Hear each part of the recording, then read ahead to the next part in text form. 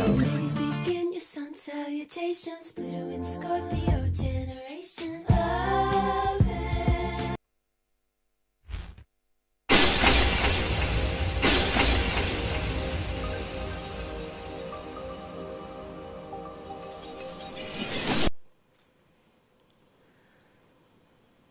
How many times have you heard the phrase that culture should be embraced? That diversity should be accepted? That being exposed to different cultures makes you a more understanding and open-minded individual? In essence, this is true. Culture is in fact an integral part of one's identity, powerful enough to shape countries and enlighten people with purpose and belonging. However, reaping the benefits of culture can prove to be extremely difficult, especially if you are a bicultural woman. As the name suggests, bicultural individuals are from two different cultures. I myself am of Indian descent, but my nationality is Indonesian. I am vegetarian on Mondays and Thursdays because I am Hindu, something many people find quite peculiar. Yet, on Wednesdays and Fridays, I find myself devouring satay soto or beef rendang, traditional Indonesian dishes I highly recommend you try if you haven't already. I love and appreciate both my Indian and Indonesian identities, but it wasn't always that easy. Being bicultural can influence an individual's mental and social well-being. At first glance, it may seem like being part of more than one culture just means that you have more people to hang out with, more groups to relate to. However, the adaptation to different cultural frames, also known as frame switching, is often perceived negatively. A study by York University PhD graduate Alexandria West found that frame-switching bicultural people are seen as inauthentic, and in turn are seen as less likable, less trustworthy, and not as warm or competent in comparison to those who do not frame-switch. This research points to the sources of conflict, specifically the perceived differences about people with multiple cultural backgrounds. So you may ask, if people are getting judged for frame switching, why don't they just stop doing so? After all, frame switching entails changing your actions and your behaviors in order to match those around you, right? Well, not exactly. Frame switching is a dynamic process that occurs when individuals access culture-specific mental modules, or practically change their entire perception of the world. Frame switching is unconscious, and it's natural too. Rather than a means of fitting in, frame switching is a way for individuals to express different parts of their cultural identities, and rightfully so. When I was little, I tied kerupuk to a string on August 17th to celebrate Indonesia's independence. I played congklak with my family. But I also celebrated Diwali and watched Bollywood movies. Granted, I had to read the English subtitles to understand. Years later, when I reminisced about Kal Ho Na Ho with my Indian friends, they found it offensive that I had to read the subtitles to understand. My childhood experiences and means to learn about my culture through a cinematic lens was taken as an inauthentic way to become more Indian. So talking to my Indian friends about Bollywood movies was my form of frame switching. I had watched several of these movies, and each one had further shaped my own perspective of Indian culture. So during a conversation about Indian traditions, it felt natural for me to reference these timeless tales. However, this was perceived negatively. Clearly, bicultural individuals face stigmatization on a day-to-day basis, but for bicultural women, this problem is amplified, as this minority group is handed a direct disadvantage in the workplace. A study conducted by Working Mother Media president Subha Berry found that 62% of multicultural women believe that their race or their culture is a disadvantage. 74% of bicultural women believe that they are not considered to fit the profile of a leader. And 63% of early career multicultural women hope to make it to the top, whereas only 41% of late career multicultural women have these same aspirations. Now, what these numbers mean is that bicultural women must fight against their surroundings, working twice as hard to gain access to the same opportunities that others simply take for granted. What these numbers mean is that bicultural women are filled with hope and potential for the rest of their professional careers, but are shot down by discrimination for the rest of society. These bicultural women start off proud and ambitious, but as they grow, many unfortunately start to view their identity as a disadvantage. This stigma surrounding dichotomous cultural female identities is also paired with internal difficulties, as one faces contrasting values and incompatible norms.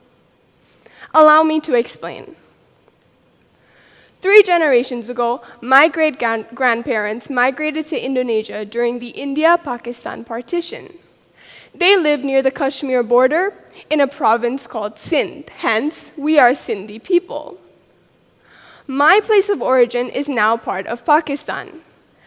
Living in Indonesia for several generations, never having been to India or Pakistan myself, I identify most strongly as Indonesian.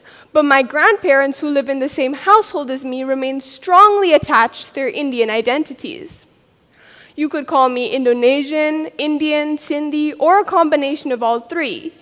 Yet this jagged fusion further complicates the list of expectations for a woman of my cultural identity. Every Karwa Chauth, Indian wives fast for their husbands. Yet living in Indonesia, a Muslim-dominated country, I learned about the shared familial experience through Ramadan. My Indian culture told me it was okay to drink water while fasting and that only women had to fast for their husbands.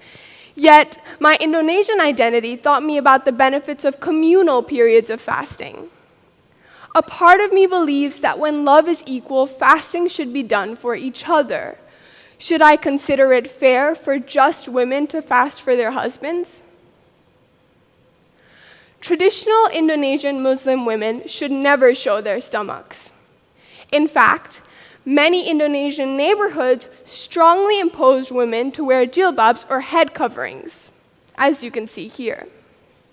In rural areas, this culture is enforced to the extent that women are not even allowed to go to school unless they are wearing head coverings. Yet in India, on Diwali or other cultural celebrations, a large portion of the female population wears lengas or saris, traditional clothing that leaves the stomach exposed. So what do I wear? These examples of cultural conflict are specific to women because women are held to a much more restrictive set of standards than men. You all have probably heard of double standards within Asian cultures, but even within my 2 Asian backgrounds, the differing gender norms spur conflict. My parents, who I consider to be fairly modern, still feel that it is for my brother to do certain things but not for me. Dating openly, for example, is quite culturally taboo in women amongst Sindhi households, but somehow not as much for men. Indonesians don't as strictly differentiate between the genders, and JIS students certainly don't as well.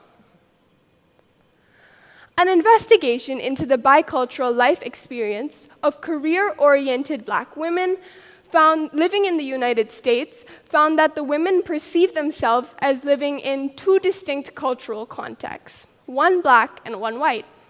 The women compartmentalize different aspects of their lives in order to manage their complex cultural dimensions. Additionally, the study found that these women tend to have highly complex life structures. These women are struggling between their African and American, Black and white, or Native and assimilated identities. Morals and customs overlapped, which leaves people feeling torn and trapped between 2 barriers. Some may also describe this dichotomy as identity confusion, specifically a personal psychosocial conflict that involves confusion about one's social role and a perceived lack of continuity to one's personality. I strive to be respectful to both my Indian and my Indonesian identities. I want to be a proud Hindu and Sindhi woman who also holds an Indonesian passport. But the inevitable truth is that this blend of different ethnic groups spurs conflict. Negotiating this bicultural labyrinth may seem overwhelmingly impossible at first. How can one possibly adapt to all these different cultural dimensions while fighting discrimination in the professional world? But when you look at it through the perspective of sorting through your personal preferences, everything starts to fall into place. The key is not to consciously change your own personality, but to first feel confident enough within your own skin, then to seek solace in the people who admire and respect your different cultural identities. So even if I was exposed to strict forms of Indonesian fasting, it is still my personal choice to fast. Even if I was exposed to full coverings, I can still choose what I want to wear while remaining my own personal sense of decency. As a woman, we face additional pressure due to strict and unwavering cultural expectations. But this also means that as women, we must fight to set aside these pressures and trust ourselves. I can't possibly tell you what's right and what's wrong with your cultural identity, but I can tell you with full confidence that you have the power to make these decisions yourselves. In order to take agency as a bicultural woman, I have not only accepted but embraced both my cultural identities. I am entirely aware of external expectations, but still stand by my own personal decisions. This mindset makes me a more empathetic, open-minded, and well-adjusted individual. Granted, I still turn to my parents and my community members when I'm confused about specific practices and specific traditions. But most importantly, I continuously trust myself to shape my own identity. To those of you that strongly align with your cultural values, just remember to trust yourselves.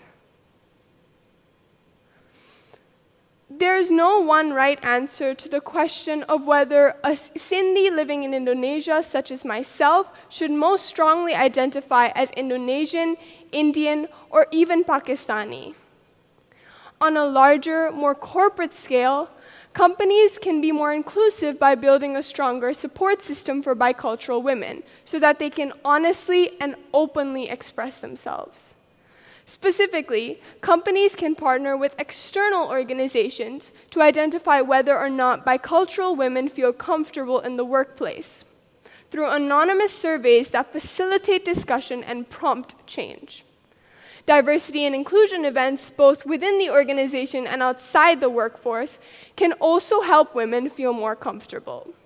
Having a strategic network of mentors and supporters is proven to have a positive impact on the workplace for multicultural women.